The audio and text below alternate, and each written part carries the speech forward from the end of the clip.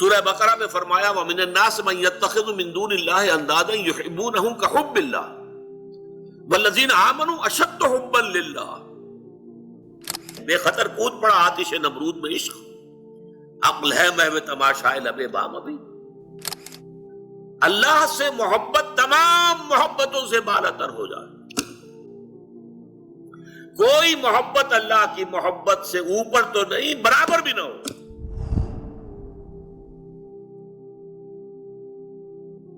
اب آئیے دوسری چیز، عبادت کا جوہر، عبادت کی جان، عبادت کی روح محبت۔ توحید فی المحبت کیا ہے؟ اللہ سے محبت تمام محبتوں سے بالا تر ہو جائے، کوئی محبت اللہ کی محبت سے اوپر تو نہیں، برابر بھی نہ ہو۔ برابر ہونا شرک ہے، اوپر ہونا تو سمجھیے کہ اور پتہ نہیں شرک کے علاوہ بھی کوئی اصطلاح ہمیں ایجاد کرنی پڑ جائے گی۔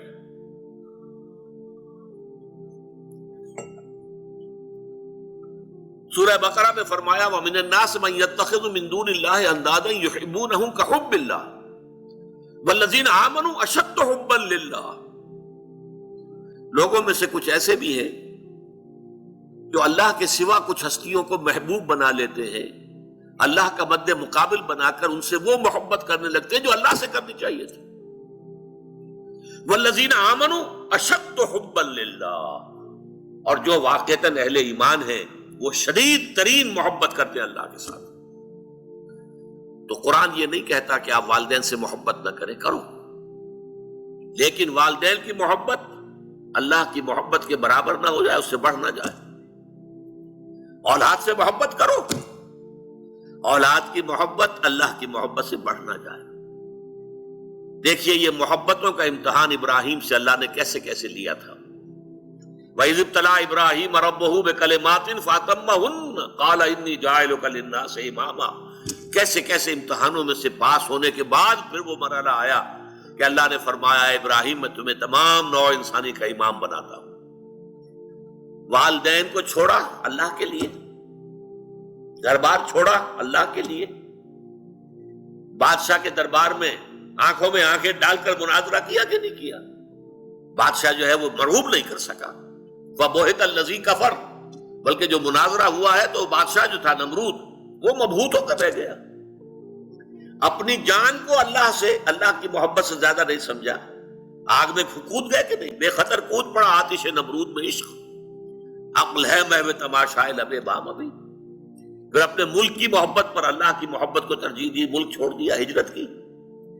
آخری امتحان جو لیا ہے، آخری امتحان جس سے کڑا امتحان ہو نہیں سکتا، 100 برس کی عمر میں وہ 13 برس کا بیٹا جو دعائیں مانگ مانگ کر اللہ سے لیا تھا، اکلوتا بیٹا، حکم آیا ذبح کر دو۔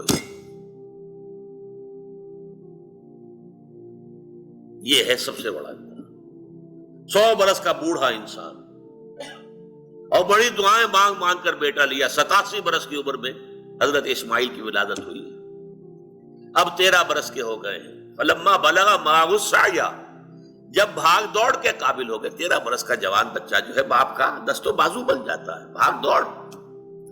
اس لیے آتا ہے نا کہ ابراہیم اور اسماعیل دونوں تھے جو بیت اللہ کی تعمیر کر رہے تھے۔ وَإِذْ يَرْفَعُ إِبْرَاهِيمُ الْقَوَاعِدَ مِنَ الْبَيْتِ وَإِسْمَاعِيلُ، اس اسماعیل کے بارے میں انی ارا فی المنام انی اذبحک فانظر ماذا تری، اے میرے بچے میں دیکھ رہا ہوں خواب میں، بار بار یہ خواب آ رہا ہے کہ میں تمہیں ذبح کر رہا ہوں، اور اس کے لیے چھری پھیر دی۔ یہ تو اللہ تعالیٰ نے جو ہے قد صدقت الرؤیا انا کذالک نجزی المحسنین، اللہ تعالیٰ نے کہا بس بس، امتحان ہمیں لینا تھا، وہ امتحان پورا ہو گیا۔ یہ ہے محبت، توحید فی المحبت، اللہ کی محبت تمام محبتوں سے غالب۔ اور اگر کوئی ایک محبت بھی آ کر آپ کے دل کے سنگھاسن پر اللہ کی محبت کے ساتھ براجمان ہو گئی، بات ساتھ کہہ رہا ہوں، اوپر نہیں، ساتھ بیٹھ گئی آپ کے دل کے تخت پر، تو یہی شرک فی المحبت۔